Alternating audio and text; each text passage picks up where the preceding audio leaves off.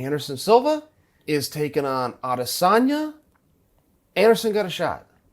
I mean, Anderson always has a shot, but I mean, to fight, the younger version of yourself, someone who's just such a tactical striker, who's elusive with a 3-inch reach advantage, I think it's amazing and takes courage for Anderson to step up and do that.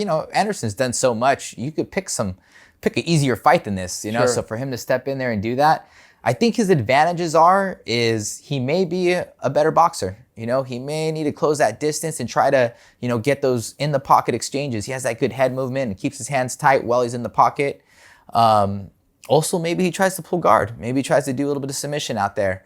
But it may be a big challenge if he tries to strike with this young striker, but he can pull it off. There's always the chance out there, but it's going to be a tough task ahead of him, especially with Adesanya. Do you know how pissed off this crowd is going to be if Anderson Silva comes out and pulls guard? I mean, if there's one thing that everybody feels they're promised, it is a Muay Thai fight between two killers, right? Sure. Oh, if Anderson pulls guard, I'll be so happy. I'll be so happy just because the arena will be so mad. Yeah. I will take an evil pleasure in that. Oh, my goodness. I don't think that's going to happen. You just blew my mind. If he comes out and pulls guard, oh my God, you're going to have 40,000 pissed off Aussies. Right. That's great. But if you think about it, you put your ego aside, you think about, okay, where are my strengths at? I don't know if this kid could handle a guard. He's really good at sprawling and brawling, shows some athleticism and good striking, but maybe I do close that distance and try to box him a little. And if I'm in there, I jump guard and try to put some weight on his arms and try to be a little more tactical. I do see him most likely trying to strike with the striker. And this is the first time Adesanya has fought like a pure striker. I mean, he's fought Brad Tavares, who's a good striker, but he's an MMA guy.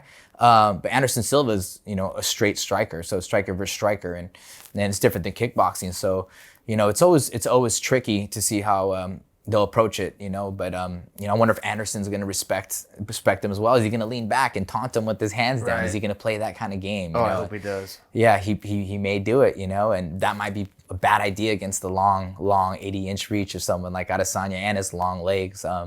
But he's so creative. I've seen people switch from conventional to southpaw, but not as much as him. And with his long stance and his feints are incredible. Now you're talking Adesanya? Adesanya. Now I'm talking about Adesanya. Now I'm jumping back and forth. But yeah, man, he's so creative out there, and I'd love to jump in his mind one of these days. But it's a great matchup. We'll see. I hope Anderson comes out and puts on a great show too. Adesanya is very likely to be the face, at least the top 3 face of the company for the next half a decade. I mean, he's a star. He's got star written all over him. I think so. I mean, I've seen his followers. He's over 500,000 already, I believe, and he has a cool little gimmick, and I think he's a younger guy. He does some cool dances afterwards. I think it's related to some, animation video games, and he definitely has, a huge culture, not just MMA. He's into a bunch of other things, and I do see him. He's excellent. He seems to get it. I mean, when they give him a microphone, he's ready to talk. Yes. When they give him a mouthpiece, he's ready to fight. I mean, he seems to get it. Yes. He's got a little bit of a chip on his shoulder that he doesn't think he needs to cover up for the world. He exposes it to the world. There seems to be a realness. I think I'm a bit of a fan, but that's why I feel like he's letting us in on the journey, that it's a real guy. There's no fakeness. That's what I feel, at least. He makes me believe it. Absolutely. And I think there's people, who are trying to be more outspoken but aren't as authentic, because everyone knows now, hey, you have to be outspoken. It's not just the fight business, it's their entertainment business, and some people don't know that, but some people are trying to copy someone else. But the main thing is you have to, be authentic at the same time. And that's what he's doing. He knows he has a plan, but it's still himself, and I think some people are trying to be outspoken, but they're just not themselves, and it doesn't work out. So I think he is something special. I'm on board too. I'm looking forward to this matchup. And I fully agree with you that it's an uphill battle for Anderson, and he should get a lot of credit for showing the courage to go do it. I do think there's another side of the coin, though, which is just look, Gil, as you know, it is so hard to fight somebody in a way they don't want to fight. If you want to wrestle, but he doesn't want to wrestle you, it's very hard to wrestle him. And if you want to strike, but he doesn't want to strike with you, it's very hard to strike with him. Nobody has ever wanted to strike with Anderson. They're all trying to avoid it. So as hard as it still makes for him to go out and force his game on somebody that's not playing along, he still knocks guys out. He still finds a way to do it. It just would seem to me, without asking Anderson, but it would seem to me as an outsider looking at it, that Anderson probably looks at this fight and goes, wait a minute, for the first time in my career, you're going to give me a guy who's guaranteed to fight the way I like to fight. Yes. Now, the fans can step in and tease him and go, oh, well, you're wrong and you're not as good. They can go do all that. I'm just saying, Anderson, for his mindset as to why did he agree to this and go, yeah, I'll be there, no problem. Send me a plane ticket. I think that's what it is. I think for the first time in his career, he goes, okay, you're guaranteeing me, essentially, this guy's not going to try to wrestle me?